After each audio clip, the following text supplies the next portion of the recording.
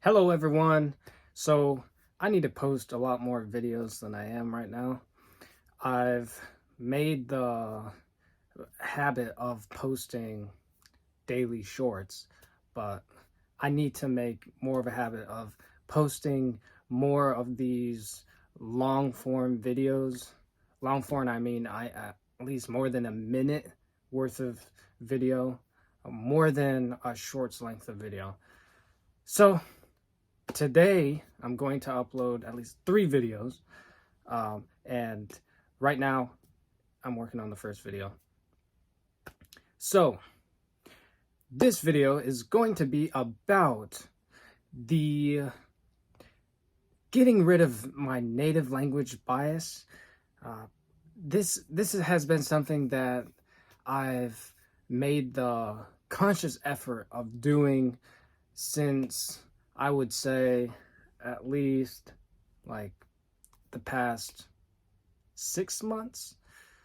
I've been studying Chinese seriously for a year, and by seriously I mean I've been studying it every day, whether it be 5 minutes or 10 minutes or 30 minutes, or more. Definitely, a lot of days I've done more, like an hour, 2 hours.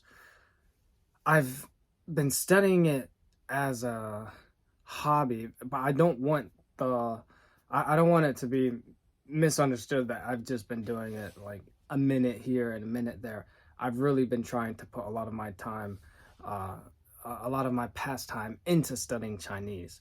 So a lot of times I've been, whether it be on Duolingo or Do Chinese or Hello Talk, in some way, shape, or form, I've been doing some kind of Chinese learning up to, at least, I would say, by now, by average, at least 2 hours a day. 2 hours a day, just a number off the top of my head, I'd feel comfortable saying at least 2 hours a day of Chinese now. For the past year, like the past 3 6 months has been at least 2 hours of Chinese, roughly, sometimes a little less. But there's always been some kind of Chinese learning that I've been doing. So, what do I mean by getting rid of my native language bias? Well, what I mean by this is that, of course, when I study Chinese, I'm studying a language that is not my first language. My first language is technically English. Since 5 years old, I've been speaking or learning English ever since I came to America, right? So the first language I've ever been fluent in is English. The only language I've also been fluent in as of right now is English. So I step into Chinese with a background in basically only English. And my understanding of language has only been an understanding of the English language.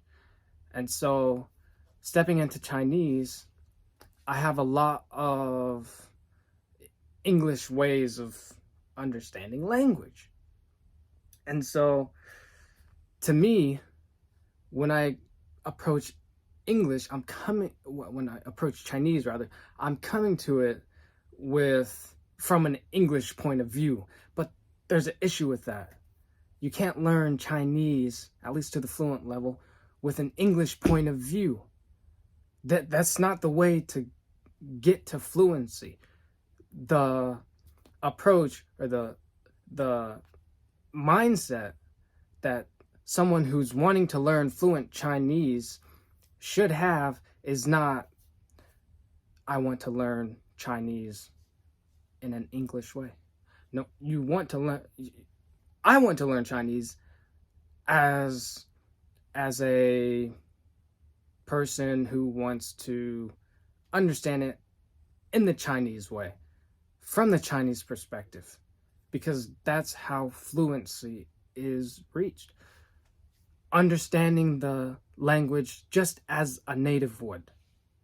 Okay, so let me not over explain myself. That's what I mean by getting rid of my native language bias. Stop looking at Chinese as a language that has to work the same way as the previous language I studied, or as my native language works. It works differently because it's a different language. Okay. So I wrote some notes, just at least some points to help me out in making these videos, because I've got 3 videos to make, and they're not going to be the most cited or the most deep in detail, but they've got some substance to them. Okay. How have I come to that understanding where I had to reach a point where I realized this language, in this case Chinese, is much different than my native language, and such the difference is in such a way where I need to consciously stop holding Chinese to the same standard as I hold English.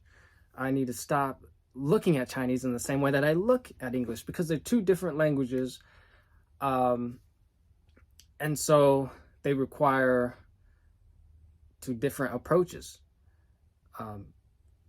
And so this is just the reasons why I had to recognize the differences. Number one is the geographical difference of these languages. What do I mean by that? I mean that these languages literally come from 2 different parts of the world. Okay? English comes from the western part of the world. Predominantly, we're talking the English of today coming from the English of England. England is where the English language just grew into what we know English, the English we know today. Then you have Chinese. Chinese comes from China. Who would have thought? And China is all the way where China is in the far, far east. So my native language, English, and then the language that I'm trying to study, Chinese. One is all the way in the west. The other is all the way in the east. How can I ignore the geographical difference, but also how can I think that they're going to be the same? How can I approach Chinese as though it's going to follow the exact same rules, it's going to follow the exact same flow or structure that English does? It won't. It just won't. Geography has a major part to play in how people think. If they're not near each other, they're most likely not going to think in the same way. They're not going to think 100% identically to one another, right? It just would make sense. It just would make sense. They're more likely to think of different things because they are not near each other, and so they won't bounce off ideas off of one another. And as a result, they just are going to come to their own conclusions, to their own ways of doing things. And that's what they did. English, all the way out in England, it just sounds different. It just sounds different than Chinese all the way out in China.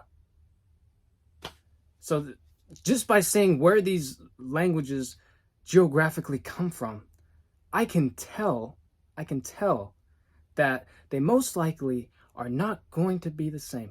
If they're thousands and thousands, if their starting points are thousands and thousands of miles away from one another, there's going to be differences. And I should approach them being aware of being as much aware of those differences as possible, so that I don't get mixed, but I don't get the two mixed with one another, and have a jumbled understanding. But I can say this goes into this category and this goes into that category, and the reason why they're not in the same category is because they're different. Okay, so the geographical way of just seeing what makes them different help me out in giving me more proof of why I should really get rid of this idea in my head that Chinese has to follow the exact same rules as English. It doesn't. Geographically, it just makes sense why it wouldn't. It's so far away from the language I know, and so most likely it's just going to be different, and it is different. Okay, now another reason why I was influenced and convinced that I should look at Chinese as an entirely different language and expect it to follow different rules than my own native language. And that is the historical difference. Okay, so what do I mean by the historical difference between Chinese and my native English? Okay, what I mean is language is formed out of basically hundreds of years of people speaking in a certain way. Okay, the language English, for example, started out in a more primitive form than the form that English has today. It's a more modern form. It's more developed. Just like everything, it starts off small, or it starts off simple, and then develops into a more complex and well thought through pattern, idea, concept, or construction. Languages are like this. So the way English developed into what it is today, it was dependent on the influences that the people who spoke English came near and through and around. So the English that we have today, thinking of it in the historical context, it was obviously influenced by how people from England spoke, obviously, Old English, etc. But also it had to have been influenced by the countries around it. Some French has influenced English. Some German has influenced English. Some Scottish, some Spanish, some Norwegian, Russian. I don't know about Russian. That's a bit. Maybe some Russian. Just all the European languages, all the other European languages had to have influenced English in some way, and that's how we have the English today. So in its full form, English, you can tell, has been influenced by some other European languages to make English what we know today. Then you have Chinese. Okay, Chinese is basically a language that developed just like any other language. It developed like English by the influences that surrounded it. So the other languages that was spoken around that region I don't know as much of Chinese history as I do American or English history, obviously. But from the little that I know, and just from common sense, I can tell that the Chinese language, just like any other language, was influenced by the other language that was spoken around it. So I'm sure there's an influence of Japanese. I'm sure there's an influence of Korean. I'm sure there's an influence of Vietnamese, maybe a little bit of Indian. Um, Russian, I mean, Russia is very close to China. Maybe not so much Russian, but other Asian countries and other Asian languages influenced the development of Chinese. I'm sure. I'm sure that's the case.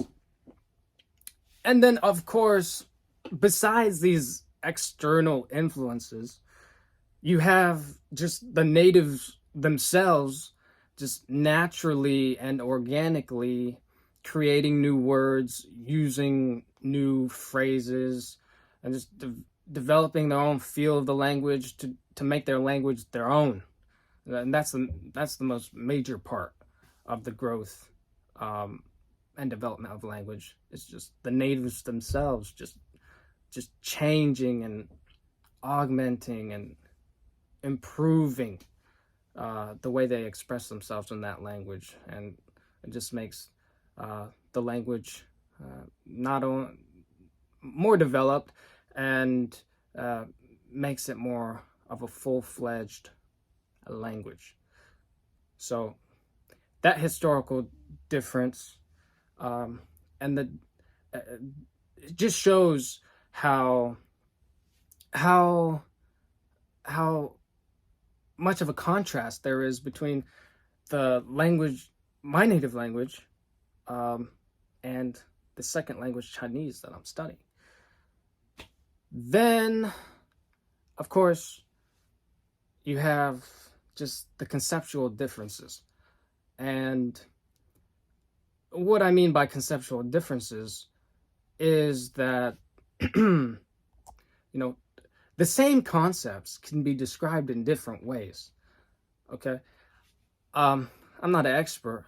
Obviously, you can tell from just the level at which I am speaking about languages and about my personal experience.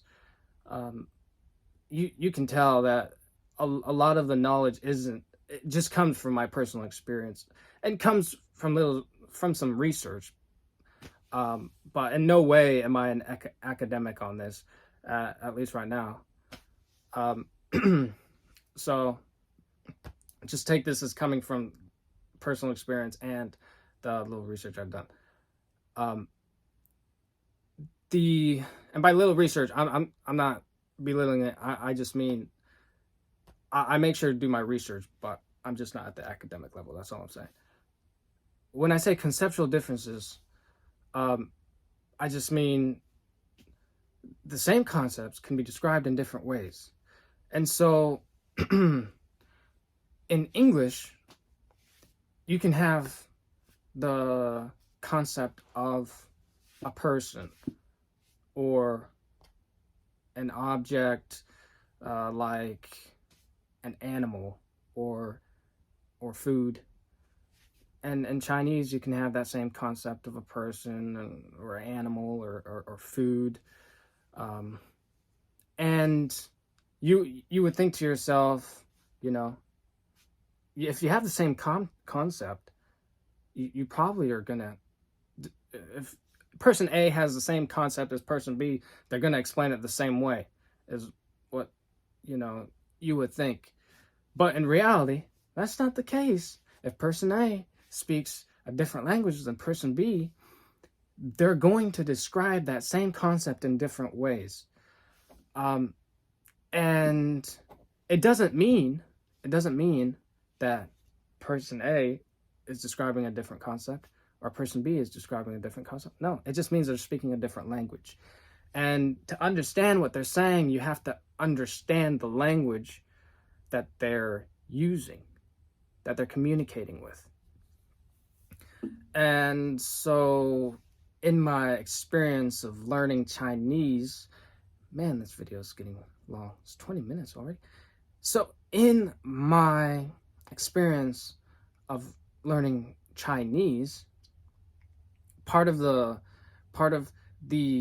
conscious effort of getting rid of my native language bias is that I had to tell myself, listen, the way English describes this concept isn't necessarily the only way that this concept can be described. There's a Chinese way of describing it.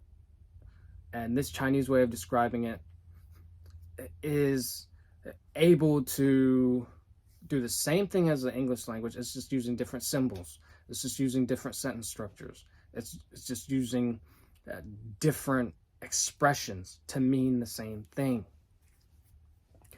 And that's really just, overall, that's just really been a major part of my second language learning experience. A major part of my Chinese learning experience is truly and consciously, purposefully trying to think of Chinese the way a Chinese person would think of it. Thinking of Chinese from a Chinese point of view. And that is how I am able to have more chances of becoming fluent in Chinese instead of just speaking mid-Chinese. I don't want to speak mid-Chinese. That's not my goal. It might be my goal if I wanted to just speak it casually, but I don't want to speak it casually. I want to speak it fluently. I want to be able to become a fluent Chinese speaker, because that's been the intention. That's been the purpose of me taking it up as a hobby. Just because I have it as a hobby right now doesn't mean I don't take it seriously. And it certainly doesn't mean that I am slacking off on my Chinese study, or that I just don't have any high goals. I've got high goals, and for myself in Chinese is someday being able to speak fluent Chinese. I just love that idea. And it's something constructive to do, and we always got to find something constructive to do. So that's basically the entire video.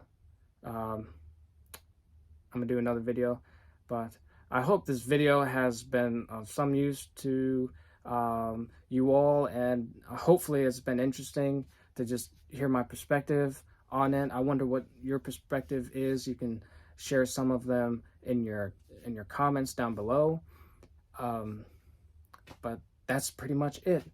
It's really been a difference maker to think of the second language that I'm studying the way that the natives of that language think of it, instead of looking at it from the perspective of my alien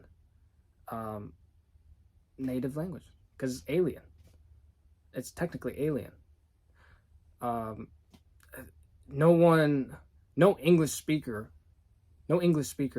is going to ask themselves, oh my, how do I make this how do I make an English sentence? Oh, let me look at this Chinese grammar book.